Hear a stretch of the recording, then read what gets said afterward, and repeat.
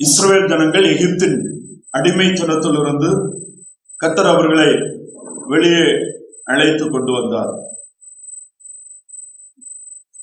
வனாந்தரத்திலே ஒரு சில நாட்கள் பிரயாணப்பட்டு கானான் தேசத்துல போக முடியும். ஆனால் 40 வருடங்கள் வனாந்தரத்திலே அவர்கள் சுற்றி திரிந்தார்கள் என்பதை நம்ம பார்க்க முடியும். அந்த நாட்களில் கர்த்தர் அவர்களுக்கு அநேக காரியங்களை கற்றுக் கொடுத்தார். இஸ்ரவேல் ஜனங்கள் தேவனை அறிவதற்காக இந்த வனாந்தரத்தில் அநேக காரியங்கள், அநேக நெருக்கங்களை அவர்களுக்கு அனுமதித்தார். இந்த நாளில் நம்முடைய செய்தி, difficulties are to teach God's mercy in our life. துன்பங்கள் தேவனுடைய இரக்கத்தை நம்முடைய வாழ்க்கையில நாம் அறிவதற்காக, உணர்வதற்காக தேவனால் அனுமதிக்கப்படுகிறது. இஸ்ரவேல் ஜனங்கள் கிருபையினால் அழைத்து வரப்பட்டார்கள்.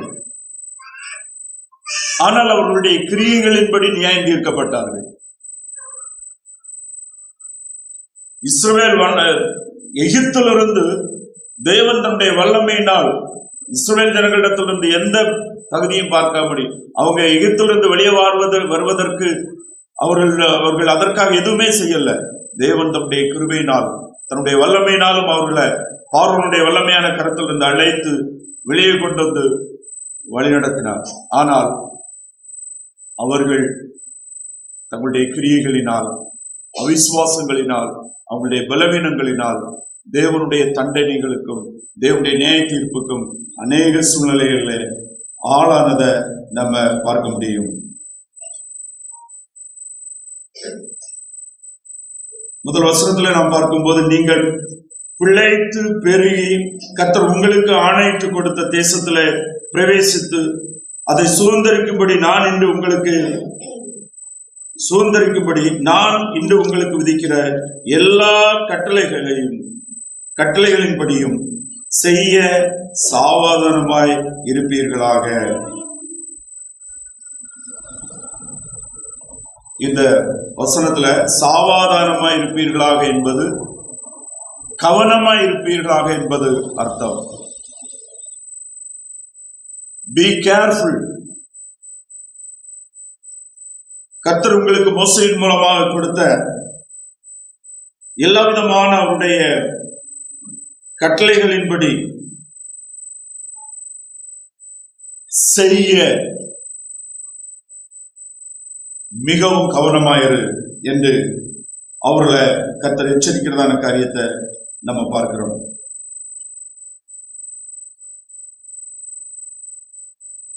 Do it. டூ என்கிற வார்த்தை 2 எழுத்து தான். ஆனா ஆவிக்குரிய பிரகாரமாக அந்த வார்த்தை ரொம்ப ஒரு மிகவும் கருத்தா எடுத்துக்கொள்ள வேண்டிய வார்த்தை. Do it. ஆண்டவர் எதை சொல்லி இருக்கிறாரோ, வசனம் எது சொல்லுது அப்படின்னு நம்ம பார்க்கிறோமோ அதன்படி செய்யணும். ஒருவேளை நம்ம தெளிவில்லாம இருந்தா அந்த வசனத்தினுடைய உபதேசமான காரியங்கள், அதை குறித்து வேதம் முழுவதும் நாம் சிந்தித்து கற்றுக்கொண்டு தெளிவடைந்து தெளிவாக அவனுடைய சித்தம் இதுதான், அவனுடைய உபதேசம் இதுதான் என்று புரிந்து கொண்ட பின்பு அதற்கு நம் உடனே கீழ்ப்படிய வேண்டும் என்பது தேவனுடைய சித்தமா இருக்கிறது. யாக்கோபு 1ஆம் அதிகாரம் 22ஆவது வசனத்துல யாக்கோபு விசுவாசிகளுக்கு தன்னுடைய விசுவாச வாழ்க்கைக்கான ஆலோசனை சொல்லும் போதும் அதைத்தான் சொல்லுகிறார். ஒரு வாசிப்போம்.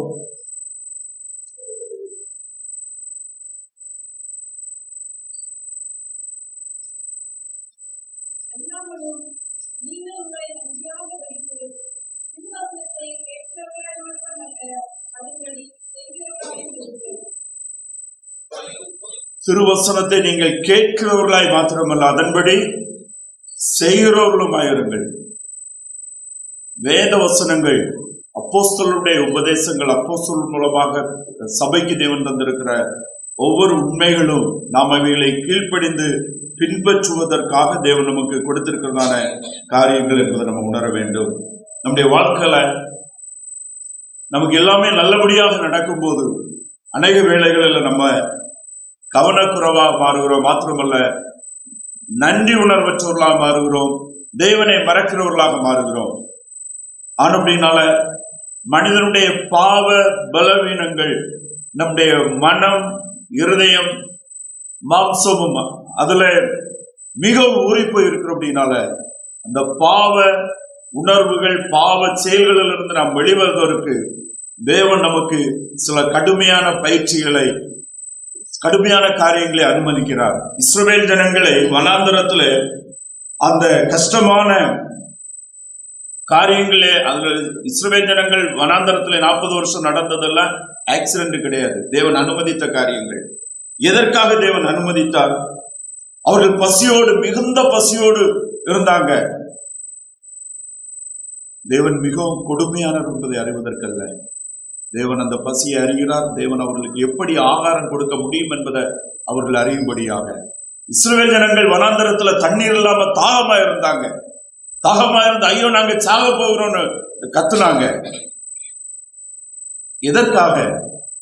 அவர்களை நடத்துகிற, அவர்களோடு இருக்கிற, அவர்களுடைய தாகத்தை தீர்க்கக்கூடிய, வானத்தை பூமியை படைத்த சிருஷ்டித்த கர்த்தர் அவர்களோடு கூட இருக்கிறேன் என்பதை இஸ்ரவேல் ஜனங்கள் அறியும்படியாக இன்றைக்கு நாமும் அந்த தேவனை, இஸ்ரவேலின் தேவனை தேவனாக, ஆண்டவராக அறிகிற நாமும் நம்முடைய வாழ்க்கையில எந்த சூழ்நிலையிலும், எந்த மரண இருளின் பள்ளத்தாக்கிலே நடந்து போனாலும் தாவீதை போல நாமும் பயப்படேன் என்று சொல்லக்கூடிய திடனையும் பலனையும் நாம் கற்றுக்கொள்வதற்காக ஆண்டவர் அந்த இடங்கள்ல தண்ணீரற்ற சூழ்நிலையை உருவாக்கி தன்னுடைய I am the one who provides, கர்த்தர் ஆகாரம் கொடுக்கிறவர், தண்ணீர் தாகத்தை தீர்க்கிறவர் என்பதை அவர்கள் அடியும்படியாக செய்தார்.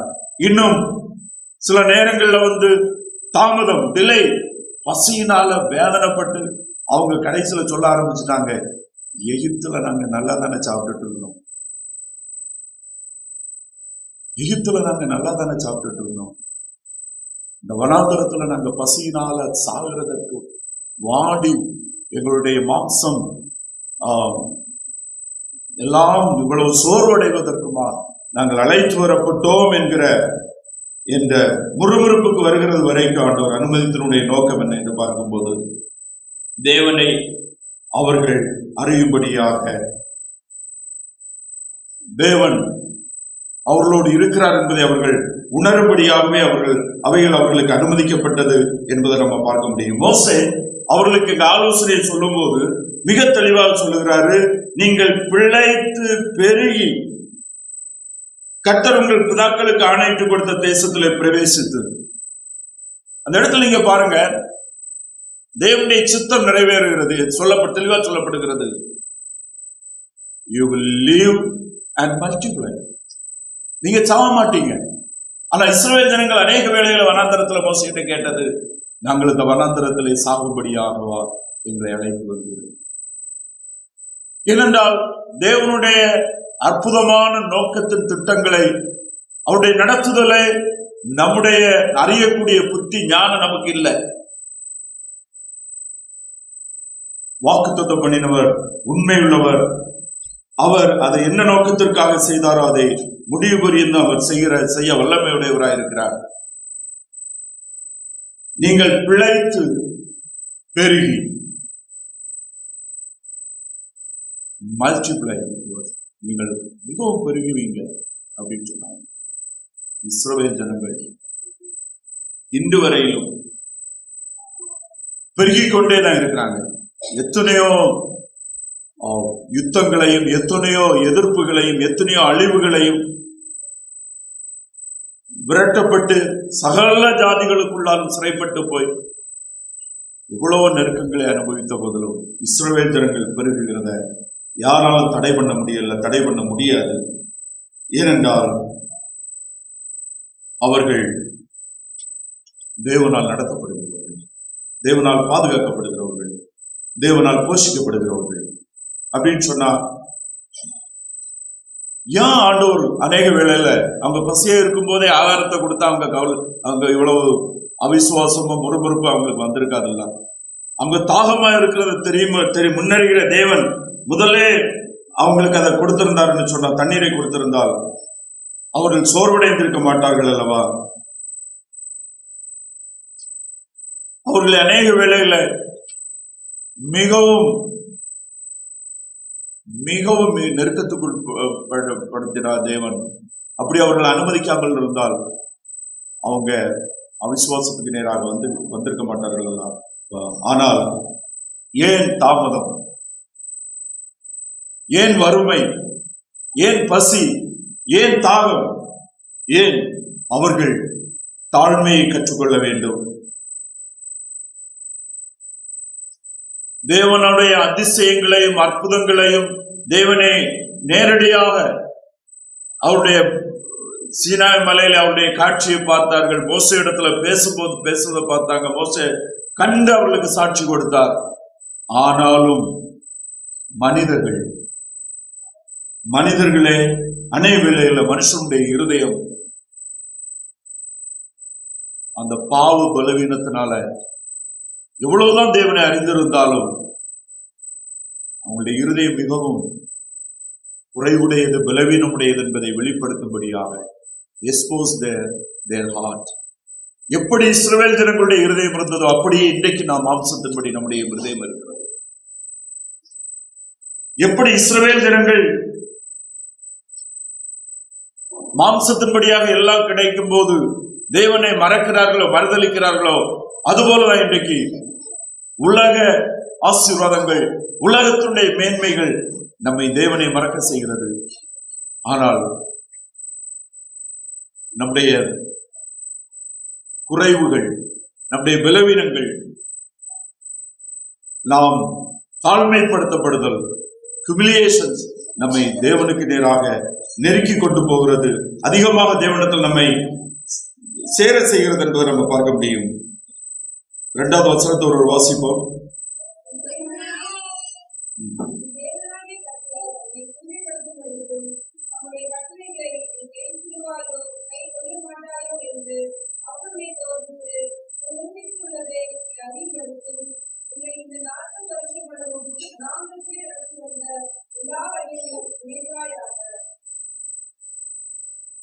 அவங்களை பார்த்து மோசே கடைசியில் சொல்லுகிறாரு, ரிமெம்பர் தீஸ் திங்ஸ், இவைகளை நினைப்பாயாக, இவைகளை உன் தேவனாகிய கர்த்தர் உன்னை சிறுமைப்படுத்தும்படிக்கும், தம்முடைய கட்டளைகளை நீ கைக்கொள்ள மாட்டாயோ என்று அவர் உன்னை சோதித்து உன் இருதயத்துள்ளவர்களை நீ அறியும்படிக்கும். பாருங்க, டு நோ தேர் ஹார்ட், நம்முடைய இருதயத்தை நாம் அறிவதற்கு நமக்கு சோதனைகள் நம்மை உணர வைக்கிறது. நம்முடைய இருதயத்தில் இருக்கிற பாவம் என்பது, அந்த பாவத்துடைய கிரியைகள் என்பது, அந்த பாவம் எந்த அளவு தேவனுக்கு எதிராக நம்மை கொண்டு செல்வது என்பது, தேவனுக்கு விரோதமானது என்பதை நாம் உணர்வதற்கு நம்முடைய வாழ்க்கையில் அநேக சோதனைகள் தான் அதை நமக்கு உணர செய்கிறது என்பதை நம்ம இங்க பார்க்கிறோம். இஸ்ரவேல் ஜனங்களுக்கு தேவனால் தெரிந்தெடுக்கப்பட்ட ஆபிரகாம், ஈசாக்கு, யாக்கோபின் சந்ததி இவ்வளவு துன்பங்கள் வழியா கற்றுக்கொள்ள வேண்டுமானால் நானும் நீங்களும் அவர்களை விட விசேஷித்தவர்கள் அல்ல. நம்முடைய இருதயம் ஏதோ உன்னதமானதோ உயர்வானதோ அல்ல. அநேக வேளையில நம்ம மனுஷர்கள் சொல்லுகிறத கேட்டிருக்கோம். நான் எல்லாம் அப்படி கிடையாது. சிலருடைய காரியங்களை, சிலருடைய தவறுகளை, அவங்க இப்படி இருக்கிறாங்க, இப்படி செய்யறாங்க, நான் எல்லாம் அப்படி கிடையாது, நான் நல்லது. No, we all are same. நம்ம எல்லாருமே சில சூழ்நிலைகள்ல, ஆனா ஒண்ணு பாருங்க, மனுஷன் செய்கிற அவ்வளவு துன்மார்க்கத்திற்கு, தீமைக்கு, பொல்லாப்புக்கு, அநீதிக்கும் நியாயப்படுத்தக்கூடிய ஒரு மனம் அவனுக்கு கிடைக்கும். அதான் பாவமும் பிசாசும் மாம்சமும். Sin, flesh and the devil justifies all our unrighteous activities. நம்முடைய அநீதியான, தீமையான, பொல்லாப்புகளை எல்லாத்தையும் நம்முடைய மனதுக்கு சரி என்று கொண்டு சொல்லக்கூடிய பாவ உணர்வுகள், பாவ பலவீனங்கள், பாவ மாம்ச சுபாவம், பிசாசு, நம்மோடு இருக்கிறான். இங்க பாருங்க, எவ்வளவு கொடிய தவறு செய்கிறவனும் அவன் அதுக்கு ஒரு நியாயம் வச்சிருப்பான். அதுக்கு ஒரு நியாயம் வச்சிருப்பான். That is the carnality. பாவம். மனிதனுடைய இருதயம் பொல்லாப்புடையது, திருக்குடையது, கேடுடையது. அது ஏதோ உலகத்தில் இருக்கிற மற்ற மனிதர்கள்ல ஆண்டவராகிய இயேசு கிறிஸ்துவை ஏற்றுக்கொண்ட விசுவாசிகளுடைய இருதயமே இப்படிப்பட்டதுதான். ஆனா அந்த இருதயம் புதுப்பிக்கப்பட வேண்டும், அதான் மறுரூபமாகப்பட வேண்டும். அதான் பவுல் சொல்றாரு, being transformed with the renewing of the Holy Spirit. வேத வசனத்தின் மூலமாக பரிசுத்த ஆவியானவர் நம்முடைய இருதயங்கள் அடைந்து இருக்கக்கூடியதான, ஒளித்து இருக்கக்கூடியதான, மறைந்து இருக்கக்கூடியதான பொல்லாப்பான தீமையான எண்ணங்களை வெளியே கொண்டு வருகிறாரு.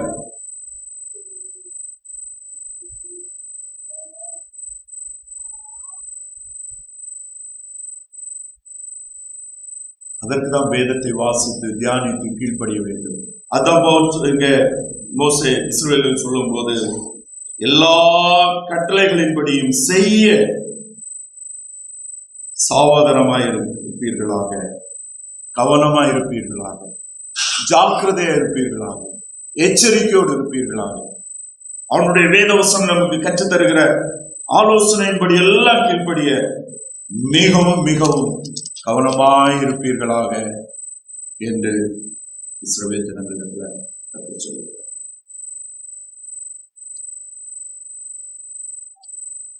மூன்றாவது வசனத்தை ஒரு வாசிப்போம்.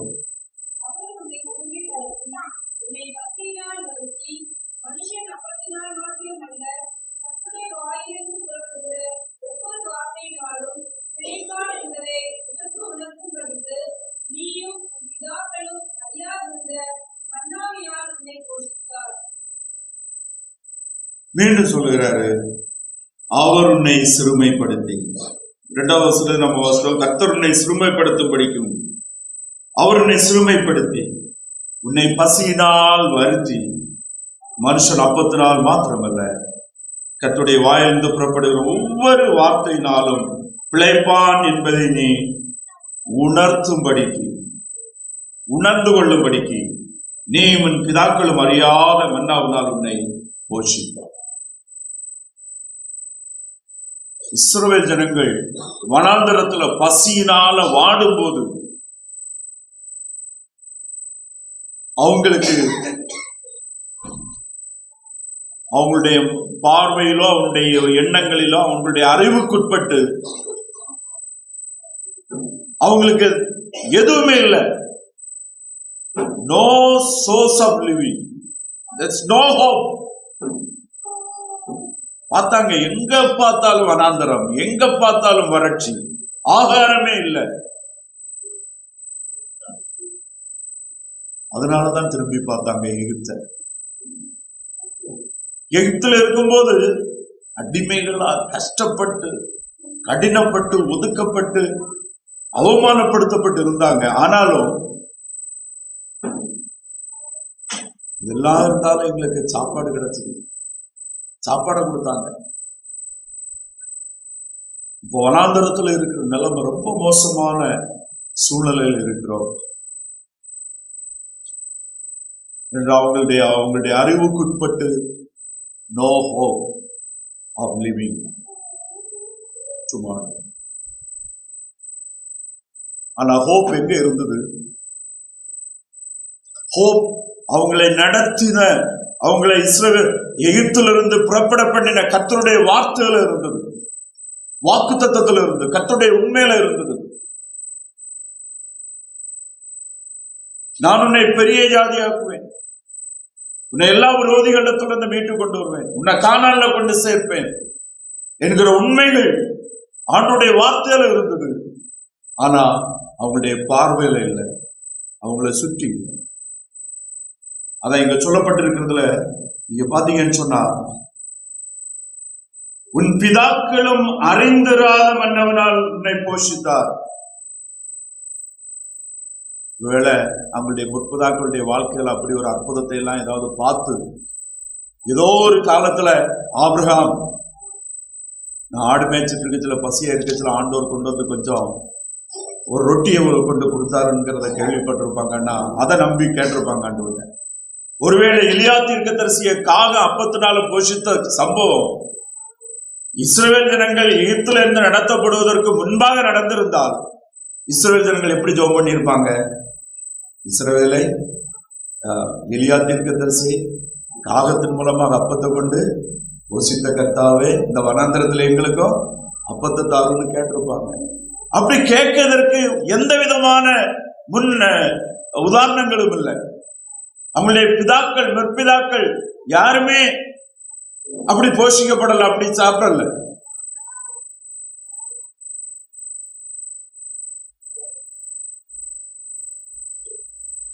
ஆனால் மனிதன் அப்பத்தினால் மாத்திரமல்ல கர்த்தருடைய வாயிலிருந்து புறப்படுகிற ஒவ்வொரு வார்த்தையினாலும் பிழைப்பான் என்பதை உனக்கு உணர்த்தும்படிக்கு, உனக்கு தெரியப்படுத்தும்படிக்கு, உனக்கு சொல்லும்படிக்கு, நீ அறியும்படிக்கு ஆண்டவர் பசியினால் அவர்களை நடத்தினார். அப்போஸ்தலனாகிய பவுல் ஒரு எளிமையான வசனத்துல நமக்கு அவருடைய தேவனுடைய குணாதிசயம் உண்மையுள்ளவர் என்று சொல்லுகிறார். அழைத்தவர் உண்மையுள்ளவர், அப்படியே செய்வார். The one who called is faithful, he also do it. அழைத்தவர் உண்மையுள்ளவர், அப்படியே செய்வார். He will do it. எப்படி செய்ய வேண்டும், எங்கோடு வர வேண்டும் என்பது அவருக்கு.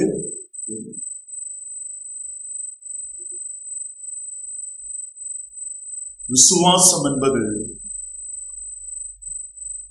அப்போஸ்தலனாகிய பவுல் எபிரேயர் நிரூபத்தை ஆக்கியோர் நமக்கு தந்த விசுவாசத்தினுடைய டெபினிஷன் என்ன? எபிரேயர் 1:1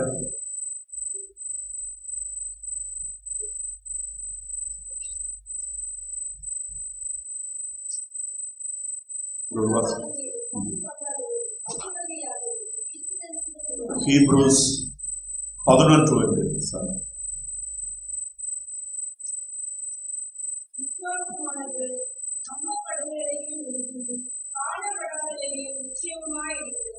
விசுவாசமானது காணப்படாதவைகளின் நிச்சயம். காணப்படாதவைகள், அறியப்படாதவைகள், இதுவரையில நமக்கு தெரியாது.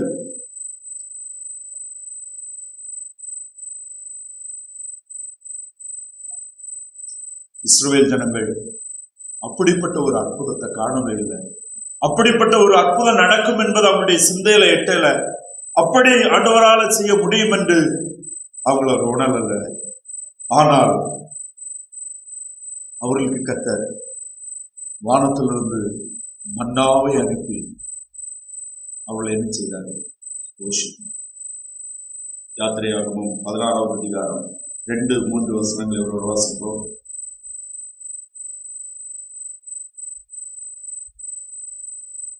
யாத்திரையாகமம் 16:2-3 வசனங்கள்.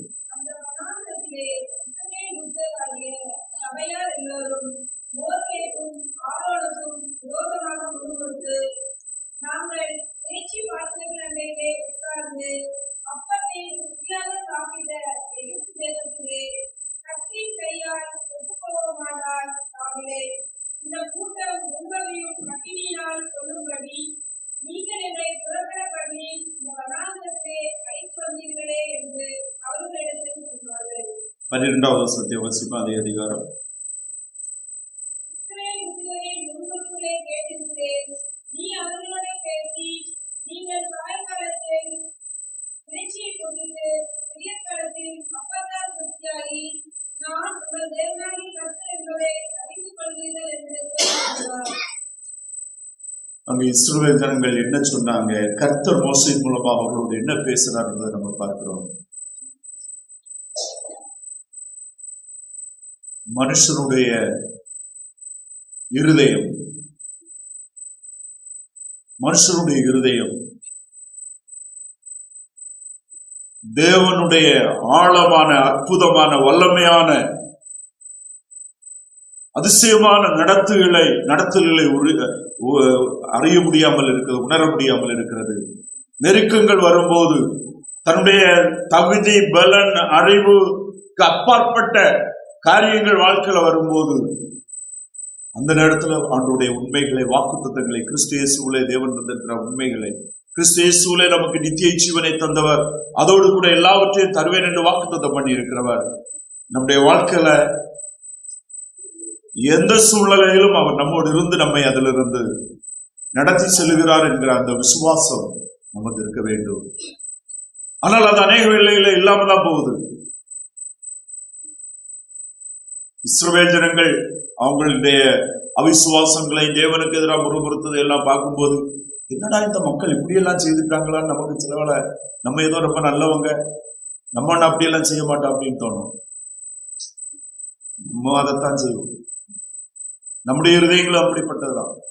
ஒருவேளை இன்னைக்கு நமக்கு இப்படிப்பட்ட அந்த சாட்சிகள், வேதத்தில் இருக்கிற உன்னதமான தேவனுடைய நடத்துதலுடைய சாட்சிகள், அப்படிப்பட்ட சூழலை நமக்கு வரும்போது நம்முடைய விசுவாசத்தை பலப்படுத்தும், நாம் விசுவாசத்திலே உறுதியா இருக்கிறதுக்கு நம்மை நடத்துமா இருக்கும்.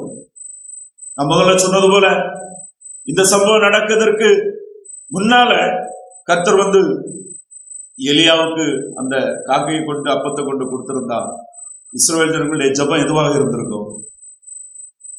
எலியாவை காகத்து மூலமா போஷித்த ஆண்டவர் எங்களையும் போஷின்னு கேட்டிருப்பாங்க. அப்படிப்பட்ட ஒரு சம்பவத்தை அவங்களுக்கு முற்பிதாக்கள்லையும் வாழ்க்கையில காணவே இல்லையே. வனாந்தரம் அல்லவா, வாய்ப்பே இல்லையே.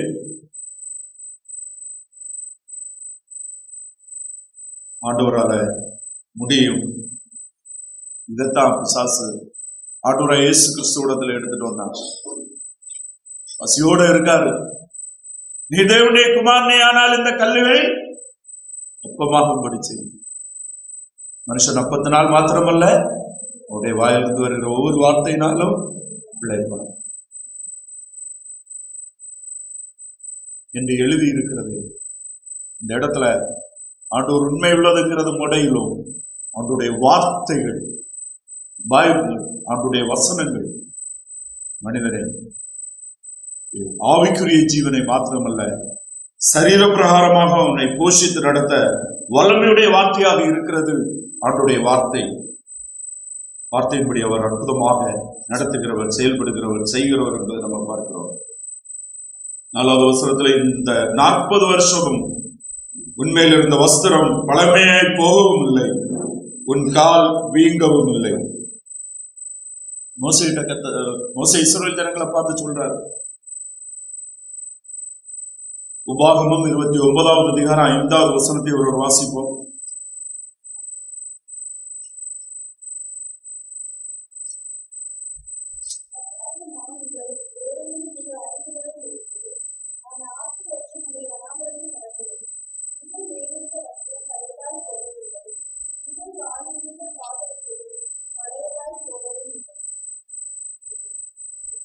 இவ்வளவு அற்புதமான காரியம் வருது. இந்த 40 வருஷமும் உண்மையில் இருந்த வஸ்திரம் பழையதாய் போகவும் இல்லை, உன் கால் வீங்கவும் இல்லை, உன் செருப்பு தேயவும் இல்லை, உன் செருப்பு பழையதாய் போகவும் இல்லை.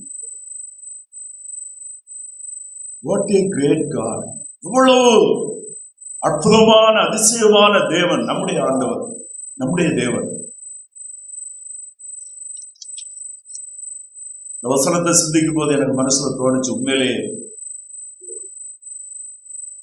நம்முடைய ஆடைகள் கிளீன்னஸா இருக்கணும். விலை குறைஞ்சதா இருக்கலாம், but we can keep it clean.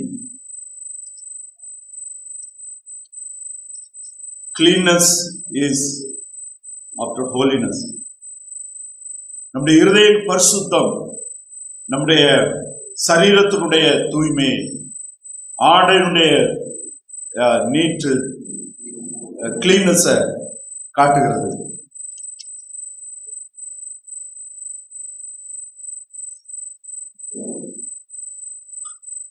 விலையுந்த வஸ்திரம் அல்ல, அழுக்கில்லாத வஸ்திரம். நிச்சயமாக ஆண்டவரை ஏற்றுக்கொண்ட பிள்ளைகள் இதுல கூட கொஞ்சம் கவனமா இருக்கிறது நல்லது. நான் சில அழுக்கெல்லாம் பட்டிருந்தா அதை எடுத்துட்டு போயிட்டு இருப்போம். என்னைக்கு தோணுது நீ அதெல்லாம் செய்யக்கூடாது அப்படின்னு. Because we are children of God. So நம்ம தூய்மை பரிசுத்தத்தினுடைய வெளிப்பாடு. ஆண்டவர் வந்து இஸ்ரவேல் ஜனங்களை 40 வருஷமும் அவங்களுடைய ஆடை அழுக்காகாம பார்த்தாருன்னா, சோ ஆண்டவர் விரும்புகிறார் அவங்க அழுக்காகாம இருக்கணும் அப்படின்னு சொல்லி.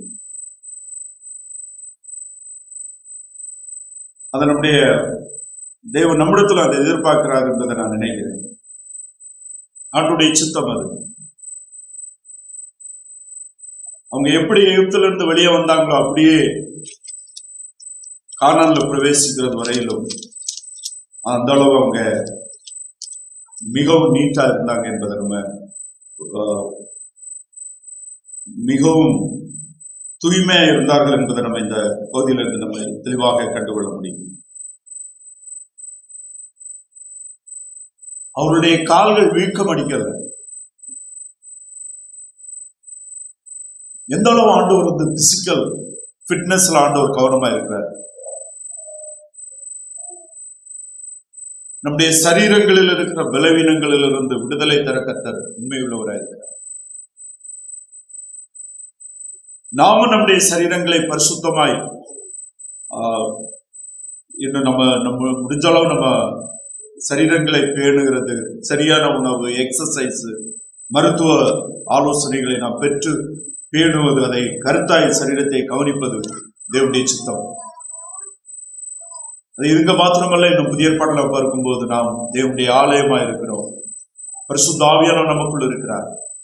நாம் கிறிஸ்துவுக்கு சாட்சிகள்.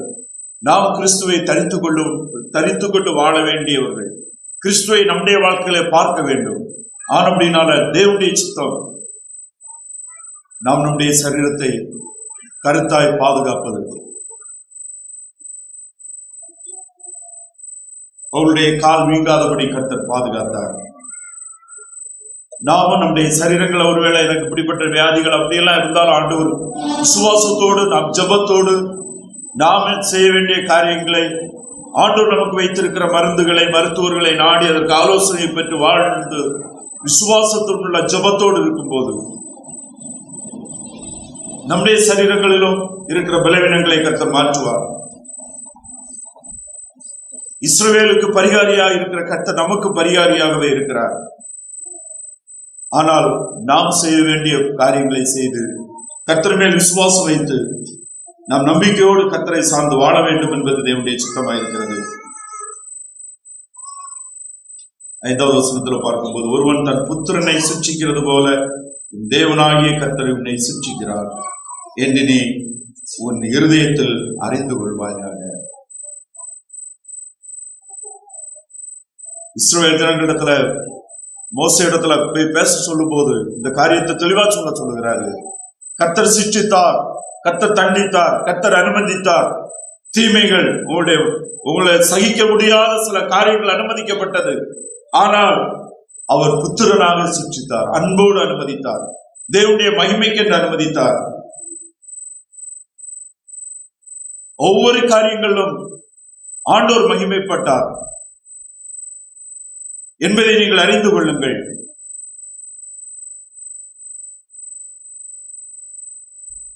நீங்கள் உங்களை அழைத்தவர் உண்மையாகவே உங்களை தகப்பனை போல நடத்துகிறவர், கூட இருக்கிறவர், பாதுகாக்கிறவர் என்பதை அறியும்படியாக இவைகள் சம்பவித்தது என்று நீ இஸ்ரவேல் ஜனங்களுக்கு சொல் என்று மோசே இடத்துல கர்த்தர் பேசுகிறார். மோசே இதை சொல்கிறார். கர்த்தருடைய சிட்சை அவர் பிள்ளையை போல நாம் அவரை அறியும்படி, இன்று நம்முடைய இருதயங்கள் இருக்கிறதான பொல்லாப்பான இருதயத்தை நாம் உன்னதத்தை குறித்த உணர்வடையும்படி, கர்த்தருக்கு நம்மை ஒப்புக் கொடுக்கும்படி இவைகளை கர்த்தர் அனுமதிக்கிறார் என்பதை நம்ம பார்க்க முடியும். இஸ்ரவேல் ஜனங்களிடத்துல கர்த்தர் கீழ்ப்படிதலை எதிர்பார்த்தார். விசுவாசம் கீழ்ப்படிதல் மூலமாக வெளிப்படுகிறது. விசுவாசம் கீழ்ப்படிவதன் மூலமா வெளிப்படுகிறது. இஸ்ரவேல் ஜனங்கள் அநேக வேளையில அதுல தோல்வி அடைந்தாங்க. இன்றைக்கு நாமும் அநேக வேளையில தோல்வி அடைகிறோம். ஆனால் தோல்வி அடையக்கூடாது. உறுதியாய் தேவனிலும் அவருடைய வார்த்தையிலும் தெளிவான விசுவாசம் உடையவர்களாக இருந்து தைரியமாய் அவருடைய வார்த்தையில உறுதியான நம்பிக்கை வைத்து நாம் எதையும் நம்மை சுற்றி காணாமல் இருந்தாலும் கர்த்தர் அறிகிறார் என்ற விசுவாசத்தோடு, கர்த்தர் நடத்துகிறார் என்கிற விசுவாசத்தோடு நாம் கர்த்தரை சார்ந்திருக்க வேண்டும். உலக செழிப்பு, உலக பிரகாரமான ஆசீர்வாதங்கள் அநேக வேளைகள் நம்மை விட்டு தேவனை விட்டு தூரம் கொண்டு போகும். ஆனால் சில நெருக்கங்கள், சில பாடுகள், வறுமைகள், ஹியூமிலியேஷன்ஸ், தாழ்வுகள் நம்மை தேவனுக்கு நேராகவும் தேவனை அறிகிற அறிவுக்கு நேராகவும் கொண்டு செல்வது மாத்திரமல்லாமல் நாம் அவருடைய இரக்கத்திற்கு பாத்திரர்களாக இருக்கிறோம். அவர் தம்முடைய மேலான கிருபையினாலும் இரக்கத்தினாலும் நம்மை நடத்துகிறார் என்பதையும் நாம் ஒவ்வொரு நாளும் உணர முடியும்.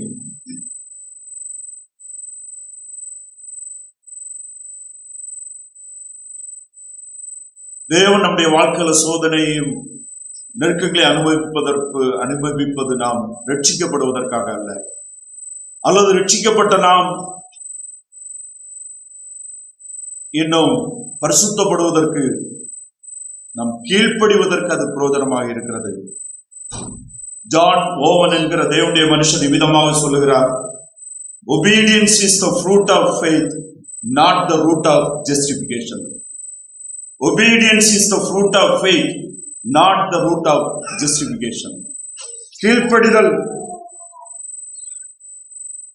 நீதிமானாக்கப்படுவதனுடைய ஆதாரம் அல்ல. கீழ்ப்படிதல் நீதிமானாக்கப்பட்ட நாம் விசுவாசித்து வாழ்கிறோம் என்பதற்கான கனி.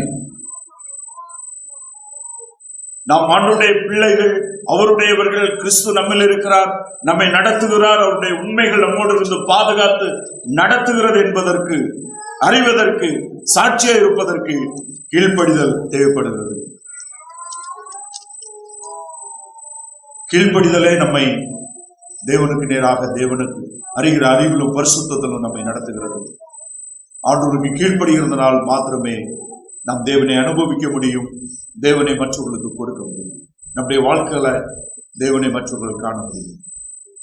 இஸ்ரவேல் ஜனங்கள் கீழ்ப்படித்த போது புறஜாதியர் அனைத்தும் தேவனுடைய வல்லமையான அற்புதமான செயல்களை, இஸ்ரவேலின் தேவனே மெய் தேவன் என்பதை அநேக வேளையிலே புறஜாதிகள் சத்தத்தை உயர்த்தி சொன்னது எப்போதெல்லாம் இஸ்ரவேல் ஜனங்கள் கர்த்தருக்கு கீழ்ப்படிந்து கர்த்தரை சார்ந்து கொண்டார்களோ அப்போது.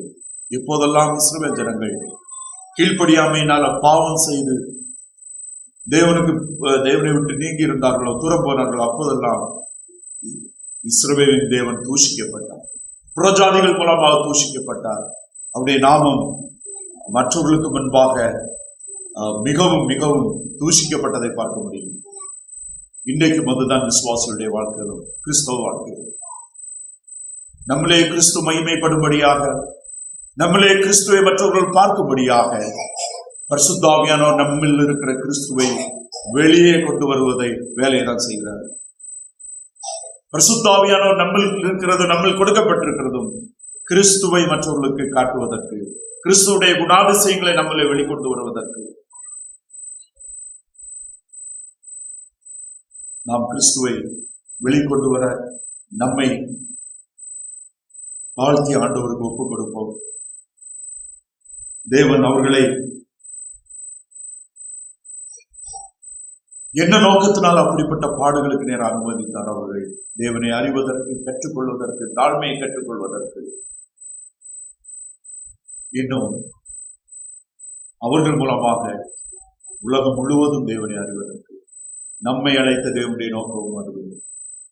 நாம் வாயினால் கிறிஸ்துவனுடைய சுவிசேஷத்தை அறிவிக்கிறவர்களாக இருக்கிறோம். நம்முடைய வாழ்க்கையிலே கிறிஸ்துவை வாழ்ந்து அனுபவிக்க மற்றவர்களுக்கு கொடுக்க வேண்டும் என்பது தேவனுடைய சித்தம். வாயினால் அறிவிக்க வேண்டும், கட்டாயம். அது தேவன் நமக்கு கொடுத்த கட்டளை. நம்ம எல்லாருக்குமே வேத வசனத்தை முன்னிட்டு சுவிசேஷத்தை, கிறிஸ்துவை பிரசங்கிக்க வேண்டும். ஏனென்றால் விசுவாசம் கேள்வினாலே வரும், கேள்வி தேவனுடைய வார்த்தையினாலே வரும். நாம் விசுவாசிக்கிற சுவிசேஷத்தை அறிவிப்பது தேவனுடைய சித்தம். ஆனால் அந்த சுவிசேஷத்தின் கிறிஸ்துவை சார்ந்து வாழ்வது, கிறிஸ்துவின் கனி கொடுப்பது, கிறிஸ்துவினால் ஆளப்படுவது மிகப்பெரிய தேவனுடைய நோக்கம் நம்முடைய வாழ்க்கையில். தேவன் தாமே நமக்கு அதற்கு உதவி செய்வாராக.